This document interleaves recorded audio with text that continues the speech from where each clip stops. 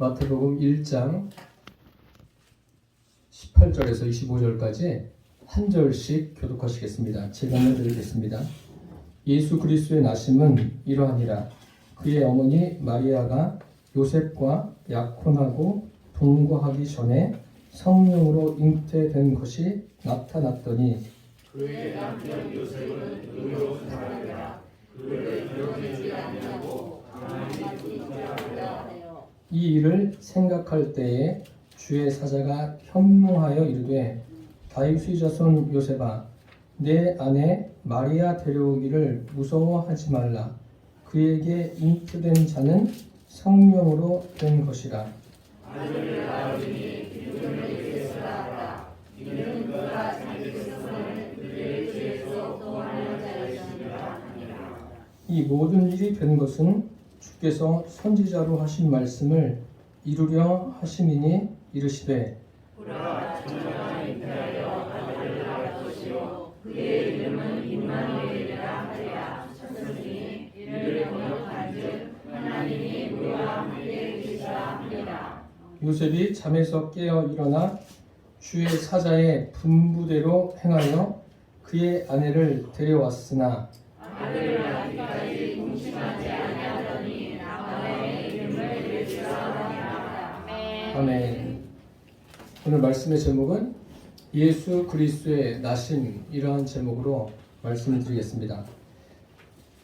성탄절은 예수님이 탄생하신 것을 기념하는 절기입니다. 이 기념하는 절기에 온 세계가 기뻐하지 않습니까? 그 기쁨의 종류는 다양하겠지만 어쨌든 예수님의 탄생에 대해서 모두가 다 즐거움을 누리는 그런 혜택을 보게 됩니다. 우리 그리스도인들도 이 성탄절을 맞이해서 여러 가지를 준비하고 있지만 우리가 중요한 것은 무엇인가 하면 성탄절의 의미, 예수님이 이 땅에 오신 이유가 무엇인가 그것을 분명히 정립하는 것이 중요하다고 생각합니다. 그래서 오늘은 제가 여러분들에게 예수 그리스도의 나심에 대해서 말씀드리겠습니다. 첫째로 예수 그리스도의 나심은 성령으로 잉태되었습니다. 오늘 말씀의 시작이 예수 그리스도의 나심은 이러하니 그의 어머니 마리아가 요셉과 약혼하고 동거하기 전에 성령으로 잉태된 것이 나타났더니 라고 했습니다. 예수님은 사람의 혈통으로 나지 않으셨습니다. 사람의 혈통으로 난 것과는 차원이 다른 독특한 방법으로 특별한 방법으로 나셨는데 성령으로 잉태되었다라고 말씀하고 있습니다. 유대인들의 전통에 의하면 그들이 결혼하기 전에 약혼을 합니다. 약혼을 하는데 이 약혼은 가능한 것 외에는 파기시킬 수가 없었습니다. 그리고 약혼을 하면 결혼을 한 것 같은 그러한 효력이 있습니다. 이러한 약속은 대략 1년 정도 지속됩니다. 1년 정도 지속되다가 결혼을 하게 됩니다. 결혼을 한 후에는 그때 비로소 부부가 동거를 하기 시작합니다. 그런데 오늘 본문 말씀에 마리아는 어떻습니까? 약혼을 하고 정혼하기 전입니다. 그러니까 마리아와 요셉은 동거하기 전이란 말입니다. 동거하지 않았어요. 약혼하고 동거하기 전에 예수님은 성령으로 잉태되셨습니다. 예수님이 인간의 혈통으로 오지 않으심이 분명하게 성경에 기록되어 있습니다. 그런데 이것을 왜곡해서 말하는 사람들이 지금도 왕왕 있습니다. 이 성령으로 잉태된 분은 우리와 다릅니다. 죄가 없으세요. 죄를 알지 못하십니다. 완전히 사람이면서 하나님이십니다. 이러한 정립을 여러분들이 제대로 하고 계시기를 바랍니다. 이 사실을 안 요셉과 마리아의 반응은 어땠을까요? 오늘 본문의 요셉은 이 사실을 알고서 고민을 합니다. 이것을 어떻게 할까? 내 사랑하는 아내와 약혼하고 정혼하기 전인데, 결혼하기 전인데 아내가 잉태를 했습니다. 그래서 고민 끝에 오늘 말씀을 보니까 가만히 끊고자 했다.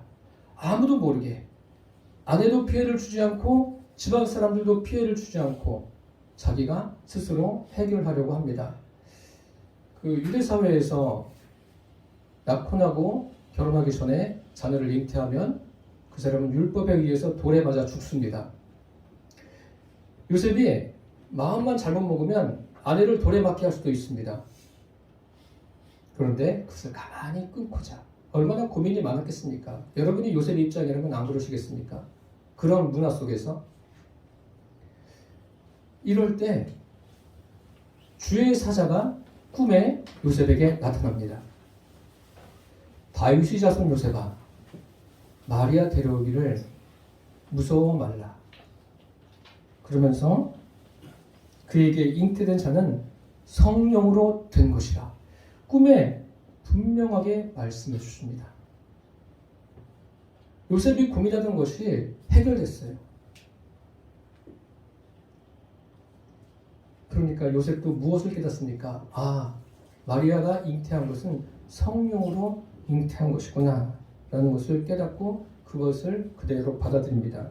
그렇다면 본인은 어떨까요? 마리아는 어떻겠습니까? 마리아도 제일 잘하는 사람이 요셉과 마리아 아닙니까? 마리아 본인입니다. 마리아가에게 주의 천사가 나타납니다. 그 천사는 그 엘리사벳에게도 나타났던 천사죠. 나타나서 이렇게 말을 합니다. 은혜 받은 자여 평안할지어다. 주께서 너와 함께 하심이라. 내가 잉태하여 아들을 낳을 것이다 라고 합니다.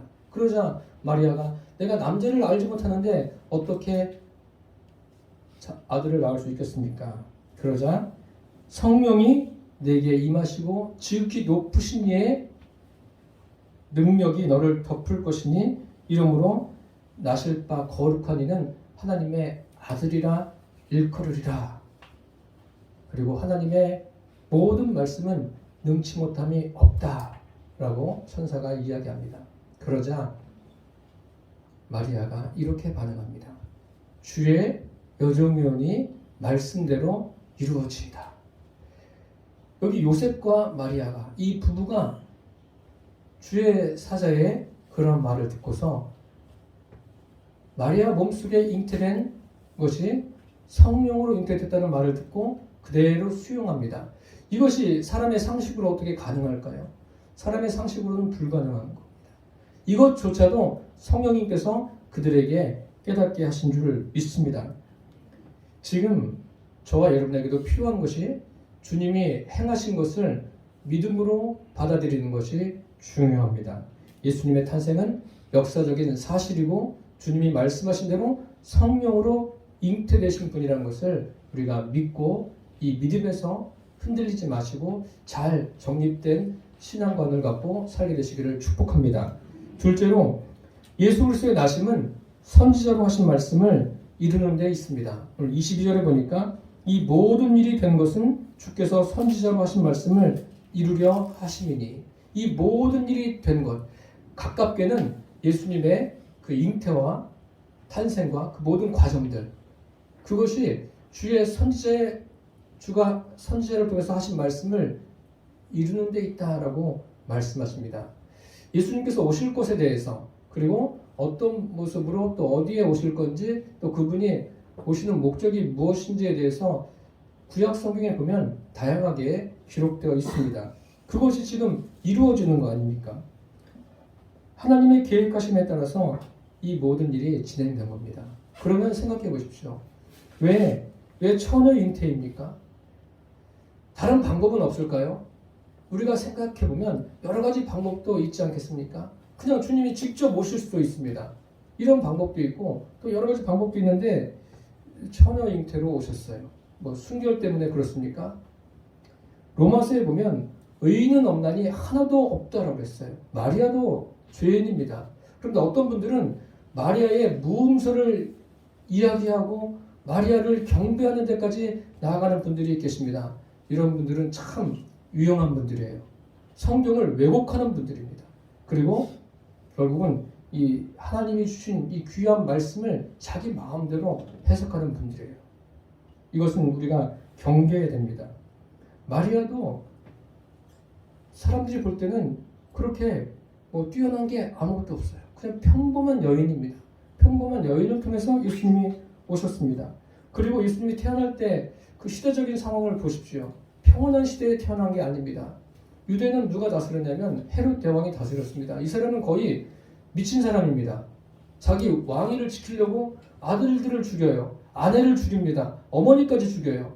이런 사람이 통치하는데 그 나라가 평온하겠습니까? 그런 시대에 예수님이 태어났습니다. 그리고 마리아와 요셉은 환경이 넉넉하지 않습니다. 굉장히 어려운 삶을 살았어요. 그러니까 예수님이 어디에 태어나셨습니까? 여기 여러분들 올라오실 때 계단에서 보셨죠? 잘 알고 계시지 않습니까? 마구간에서 태어나셨어요. 갑자기 태어나서 그곳에 태어난 게 아니라 방 하나 얻을 곳이 없는 거예요. 그만큼 가난하신 거예요.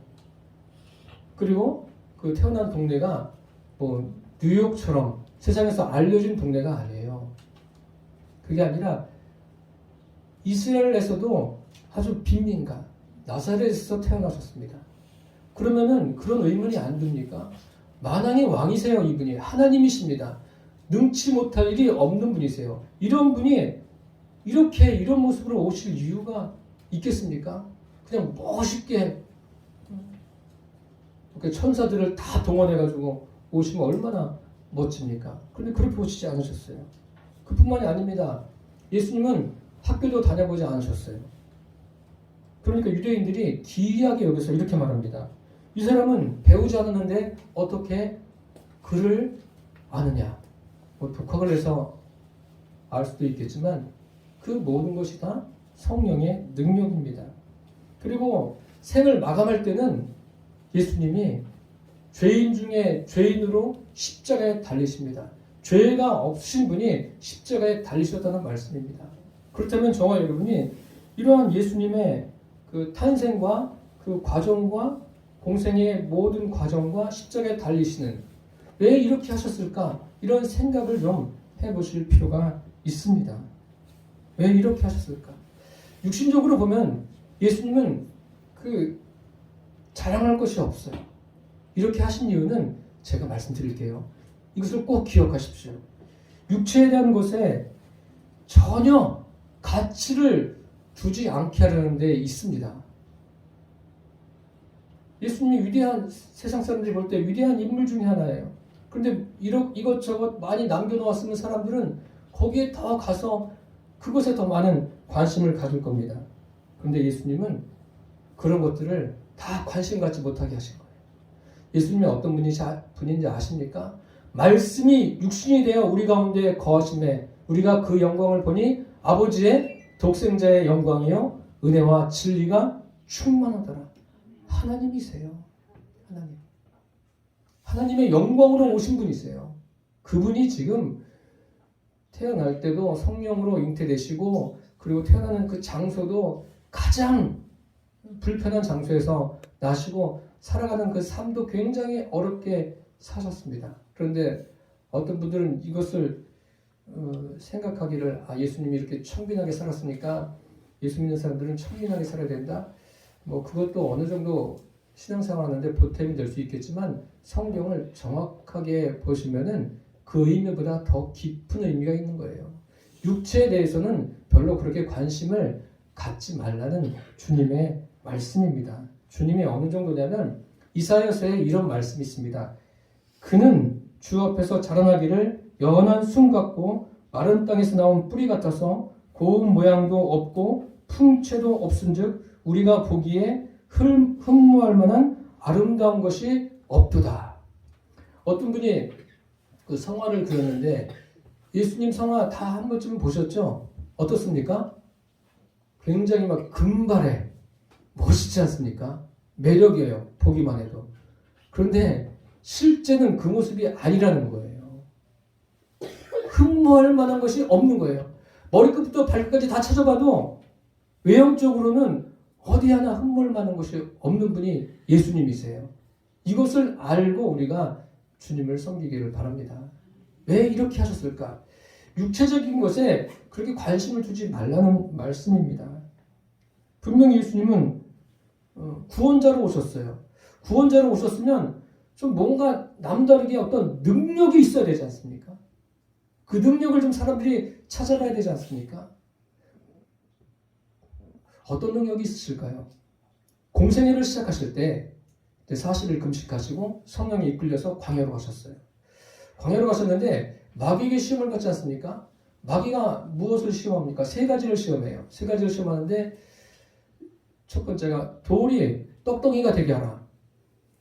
예수님이 하실 수 없을까요? 하실 수 있어요. 그런데 안 하시고 뭐라고 그러시냐면 사람이 떡으로만 살 것이 아니요 하나님의 입으로 나오는 모든 말씀으로 살 것이라. 살아가는데 떡도 필요하지만 그보다 더 필요한 것은 하나님의 말씀이 필요하다라는 것을 알려주십니다. 그 물질적인 거 아닙니까? 먹고 사는 거. 이것에 대해서 마귀가 이 세상을 통치자로 왕으로 왔으면 이런 물질적인 능력이 있어야 되지 않느냐, 한번 해봐라 하는데 예수님이 안 하셔요. 그리고 그 다음에는 어떤 시험을 합니까? 예수님을 성전 꼭대기로 데리고 갑니다. 그러면서 뛰어내려라. 그러면 그가 주의 사자들을 보내서 발이 돌에 부딪히지 않게 하지 않겠느냐. 예수님께서 하셨을까요? 뛰어내리면 사람들 많은 데서 뛰어내렸어요. 근데 하나도 안 다쳤어요. 그럼 사람들이 볼 때, 야, 저분이 정말 능력자다. 그리고 따라올 수도 있지 않겠습니까? 예수님이 하지 않습니다. 어떤 명예도 다 포기하셨어요. 예수님께서 그렇게 하지 않으십니다. 그리고 세 번째는 어떻게 하시죠? 마귀가 어떻게 합니까? 마귀가 이제 산으로 데리고 가요. 천하만국을 다 보여줍니다. 그러면서 자기에게 경배하면 이 보이는 모든 것을 다 주겠다. 그러자 예수님이 사탄아 물러가라 이렇게 말씀하십니다. 이제 공생애를 시작하셔야 되는데 마귀에게 시험을 받으시면서 어떤 인간들에게 필요한 그런 능력들을 가지고 가셔야 되는데 그 모든 것들을 다 포기하셨어요. 안 하셨어요. 왜 그러셨을까요? 예수님은 그 보여지는 능력으로 사람들에게 어떤 일을 일으켜서 주님을 따라오게 하시는 분이 아니십니다. 그보다 더 중요한 게 뭐냐면 사람의 심령의 문제입니다. 그들의 영혼을 위해서 저와 여러분에게 중요한 것은 이 외형적인 것도 인생을 살아가면서 필요하고 중요하지만 그보다 더 중요한 것은 여러분 안에 있는 영혼이 중요합니다. 영혼이 잘 돼야 돼요. 영혼이 잘 되지 않으면 내 육신이 아무리 이 세상에서 잘 된다 할지라도 그 사람은 행복한 사람이라고 말할 수가 없습니다. 그래서 저는 오늘 성탄 예배를 드리는 여러분 모두가 다 영혼이 잘된 분들이 되시기를 바랍니다. 이 영혼이 잘 되는 것에 내 모든 것을 걸고 살기를 바랍니다. 주님은 우리의 육신적인 것을 통해서 영혼이 잘 되기를 바라세요. 성경에 많은 병자들을 고치고 문제를 해결해 주시고 필요한 것을 공급해 주시는 이유가 무엇입니까? 육신적인 것을 공급해 주시고 끝나라가 아니라 그것을 통해서 너의 영혼을 생각하라는 거예요. 영혼에 더 깊은 관심을 갖고 살게 되기를 바랍니다. 끝으로 예수님의 나심은 그 이름에 목적이 있습니다. 참 중요한 말씀이죠. 그 이름, 예수님의 이름을 뭐라고 오늘 말씀하고 있습니까? 예수와 임마누엘. 한번 따라서 해보십시오. 예수. 임마누엘. 21절에 보니까 아들을 낳으리니 그 이름을 예수라 하라. 이는 그가 자기 백성을 그들의 죄에서 구원할 자이심이라. 23절에는 보라 처녀가 잉태하여 아들을 낳을 것이요 그 이름을 임마누엘이라 하라 하셨으니 이를 번역한즉 하나님이 우리와 함께 계시다. 예수라는 말은 저희 죄에서 구원할 자, 저희 죄에서 구원할 자. 그럼 죄가 뭐죠? 죄하면 사람들 머릿속에 딱 자동 반사적으로 떠올리는 게 있습니다. 윤리적으로, 도덕적으로. 윤리적으로 잘하고 있느냐, 도덕적으로 충실하냐, 이것을 가장 먼저 이야기하죠. 맞습니다. 그것은 사람의 관점으로 볼 때는 그렇습니다. 그런데 하나님의 관점으로 볼 때 죄가 무엇입니까? 죄가 무엇이죠? 성경에 이런 말씀이 있어요. 그러므로 한 사람으로 말미암아 죄가 세상에 들어오고 죄로 말미암아 사망이 왔나니 이와 같이 모든 사람이 죄를 지었으므로 사망이 모든 사람에게 이르렀느니라. 한 사람 때문에 죄가 왔다고 그랬어요. 그 한 사람이 누구죠? 아담입니다. 아담 때문에 죄가 왔는데 그 죄가 뭐예요? 윤리적인 죄입니까? 도덕적으로 잘못된 죄입니까? 아니에요. 세상에는 예수님을 믿지 않아도 윤리적으로 도덕적으로 충실한 사람들이 얼마나 많습니까? 그 이야기가 아니라 하나님과 관계가 단절되는 것, 이것이 죄입니다. 무슨 말씀인지 이해가 되십니까? 하나님과의 관계가 중요하다는 말씀이에요. 하나님을 떠나니까 육신적인 욕망에 사로잡혀 살게 되는 거예요. 육신적인 것에만 관심을 갖고 살아가는 겁니다. 그런데 하나님을 만나고 하나님과 하나 되어 살아간다면 육신적인 삶을 살면서 영혼에 더 많은 관심을 갖는 거예요. 그래서 사도 바울이 갈라디아 교인들에게 편지하면서 이런 말을 합니다. 그러므로 굳세게 서서 다시는 종의 멍에를 매지 말라. 육신적인 것에 종로를 타지 말라는 거예요. 육신적인 것에 매여서 살아가지 말라는 거예요. 세상에는 여러 가지 중독들이 많이 있지 않습니까? 그 중독들이 뭐예요? 중독이란 말이 뭐예요? 그것에 매이게 하는 거예요. 매여서 살아가는 거예요. 결국은 사람들은 이 세상에 매여 살아가도록 되어 있어요. 우리는 이 세상에 매여 사는 게 아니라 그 세상을 지배하면서 살게 되기를 바랍니다. 그 찰스 스펄전이라는 그 설교관은 이런 말을 했어요. 사람이 죽는 것보다 더 힘든 게 사는 것이다. 사는 게 얼마나 힘들어요. 이 삶을 살아가면서 육신을 가지고 살아가면서 저와 여러분이 영적인 것에 더 많은 관심을 갖고 살게 되기를 바랍니다.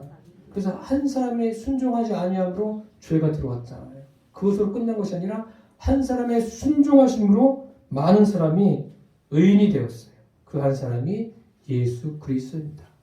예수님이 이 땅에 하나님과 단절된 관계를 회복시키시기 위해서 이 땅에 오셨고 십자가에 달리셔서 생명을 아끼지 않고 내어주셨습니다.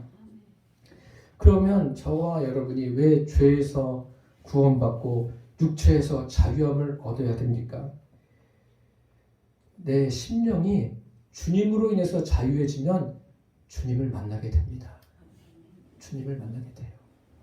이 자리에는 지금 오래간만에 만난 분들도 계실 텐데 얼마나 기쁩니까? 서로 만나면 기쁜데 그런 기쁨도 참 이 땅에서 주님께서 주신 것에 감사합니다. 감사한데 더 중요한 것은 주님을 만나는 기쁨이 있기를 바랍니다. 그래서 교회에 와서 아 주님이 이런 분이시구나. 주님이 나를 이렇게 사랑하시고 나의 인생을 이렇게 이끌어 가시는구나. 이러한 주님의 은혜를 경험하게 되기를 바랍니다. 죄에서의 구원과 함께 중요한 것은 오늘 말씀에 기록된 임마누엘입니다. 우리가 함께 좀 아까 따라서 하지 않으셨습니까? 임마누엘. 임마누엘은 하나님이 우리와 함께 계시다라는 말이에요. 하나님이 우리와 함께 계시다. 자녀들은 그 부모가 함께 있으면 안정을 찾지 않습니까? 여기 자녀들과 함께 온 부모님들도 계신데 자녀들이 부모가 같이 있으면 굉장히 안정적이에요. 평안하고 좋아해요. 마음껏 자기 하고 싶은 걸 하게 됩니다. 우리 인생은요. 주님과 있을 때 안정을 찾을 수가 있다는 말씀입니다. 왜요? 주님이 우리를 창조하셨고 우리를 누구보다 잘 아시기 때문에 그렇습니다.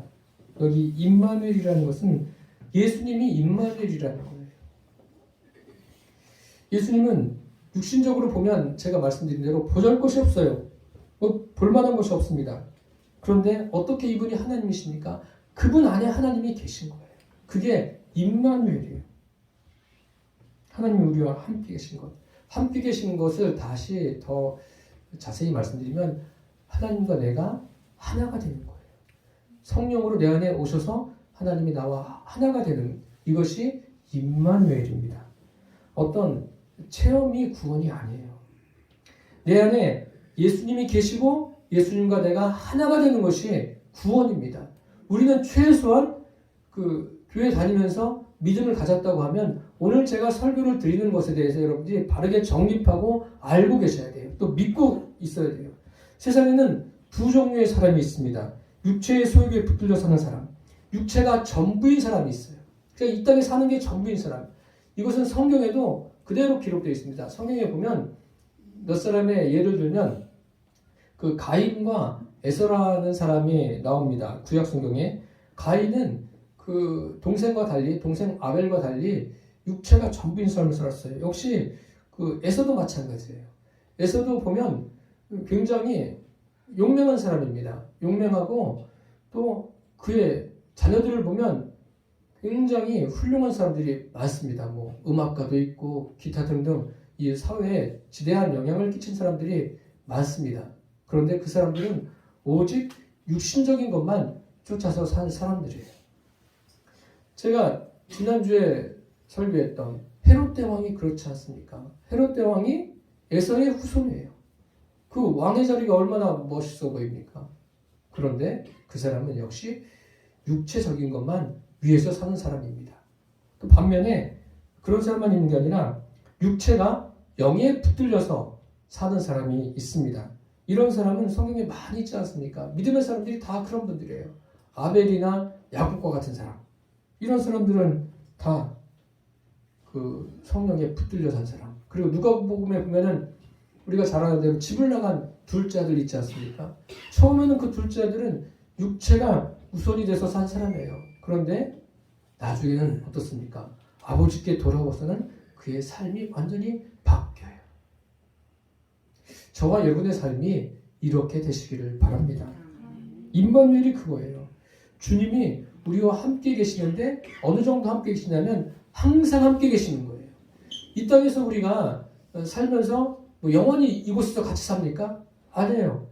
먼저 떠나는 사람이 있고 나중에 떠나는 사람이 있고 시간이 한 100년 지나면 이 자리에 계실 분들이 없을 거예요. 다 떠나는 거예요. 다 떠납니다. 그런데 주님은 어때요? 우리를 떠나지 않으세요. 또 버리지도 않으세요.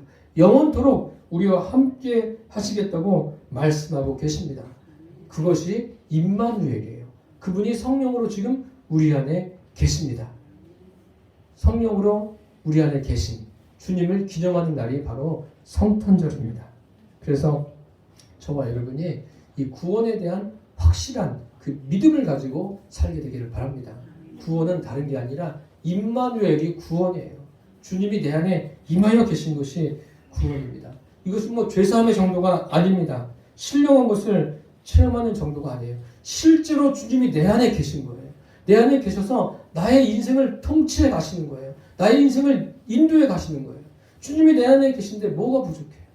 그러니까 성경에 이런 말씀 있지 않습니까? 너희는 먼저 그의 나라와 그의 의를 구하라. 그리하면 이 모든 것을 너희에게 더하시리라. 우리가 주님을 주님으로 알고 믿고 인정하며 살아가면 이 땅에서의 삶도 주님이 책임져 주시는 것을 우리로 하여금 경험하게 하십니다. 저는 지금까지 그것을 경험하며 여기까지 왔습니다. 또 앞으로 저에게 남겨진 인생이 얼마가 될지 모르겠지만 그때까지도 그렇게 살 겁니다. 그래서 구원의 길은요, 여러 곳이 있는 게 아니에요. 오직 하나예요. 다른 길은 없어요. 이것은 인간의 정으로 되는 게 아니에요. 어떤 인간의 좋은 감정 가지고 되는 게 아닙니다. 자기 백성을 저희 죄에서 구원하신 주님이 내 안에 성령으로 함께 계시는 것, 이것이 구원입니다. 다른 방법이 없습니다. 이것은 차별이 아닙니다. 이 세상에서 사람들이 살면서 각 국가마다 뭐가 있습니까? 법이 있지 않습니까? 그리고 또 새해가 되면 바뀌는 법, 그것도 또 국민들에게 알려주지 않습니까? 그 사람들은 법 테두리 안에서 그것을 대부분 지키면서 살아갑니다. 그것이 없으면은 무질서해지니까요. 세상만 그런 것이 아니라 하나님이 정하신 법도 있어요. 하나님이 정하신 기준이 있다는 거예요. 그 기준, 구원이 그렇습니다. 하나님이 정하신 구원의 기준은 임마누엘입니다. 성령님이 내 안에 임하시는 것. 그 사람은 그러한 믿음을 가지고 사는 사람은 그것이 실제임을 믿고 사는 사람은 이미 구원받은 사람이에요. 천국이 그 사람 안에 이루어진 겁니다. 저와 여러분이 이 믿음에 서서 흔들리지 않기를 바랍니다. 이제 한 가지만 말씀드리고 마치겠습니다. 베드로 사도가 성령의 임하심을 경험한 후에 그가 나면서부터 안진병이 된 사람을 일으킵니다. 자기의 능력이 아니라 나사렛 예수 그리스도의 이름으로 일으키니까 예루살렘이 발칵 뒤집혔어요. 40년 동안 한 번도 걸어보지 못한 사람이 일어났으니까 얼마나 놀랐겠어요. 그러다가 그 예루살렘 공회의 회원들이 뭐라고 이야기하냐면 도무지 이 이름으로 말하지 말라. 다시는 이 이름으로 말하지 말라. 전하지도 말라. 베드로가 뭐라고 이야기합니까? 우리는 보고 들은 것을 전하지 않을 수 없다. 라고 말하면서 아주 중요한 말을 남깁니다. 다른 이로서는 구원을 얻을 수 없나니 천하 인간의 구원을 얻을 만한 다른 이름을 너희에게 주신 일이 없다. 학문이 없는 사람이에요. 베드로는 공부를 해본 사람이 아닙니다. 그런데 그 학식이 많은 사람들 앞에서 일침을 가합니다. 아무도 말 못해요. 다른 이로서는 구원을 얻을 수 없나니, 여기 없나니란 말은요 현재 분사로 되어 있습니다. 그것은 베드로가 말한 그 시점에만 적용되는 게 아니라 그 전에도 그랬고 베드로가 말하는 시점도 그랬고 앞으로도 계속해서 구원을 얻을 만한 다른 이름이 없다는 거예요. 여러분들이 이것을 기억하시고 진심으로 주님을 섬기기를 바랍니다. 사랑하는 성도 여러분, 성탄절은 여러 가지 행사들도 있고 기쁨을 나누는 그런 일들도 있겠지만 가장 중요한 것은 예수 그리스도께서 나심이 무엇인가에 대한 정확한 정보를 알고 그것을 확실히 정립하고 그 일들을 행하게 되기를 바랍니다. 예수님은 성령으로 잉태되셨습니다. 예언하신 말씀 그대로 이루어졌습니다. 임마누엘도 우리 안에 계십니다. 그분과 함께 살아가는 그 기쁨을 여러분들 모두가 누리시고 아직까지 그 기쁨 안으로 들어오지 않은 사람들에게 이 기쁨의 소식을 전하며 살게 되기를 축복합니다. 기도하겠습니다. 살아계신 주님, 예수 그리스도의 나심이 무엇인가를 우리에게 알게 해주셨습니다. 우리가 성령으로 나셨고 또 예언된 말씀을 이루셨고 임마누엘로 우리 안에 계신 예수님으로 인한 기쁨이 충만케 하시고 이 기쁨의 소식을 힘써 전하게 하여 주옵소서. 예수님의 이름으로 기도드립니다. 아멘.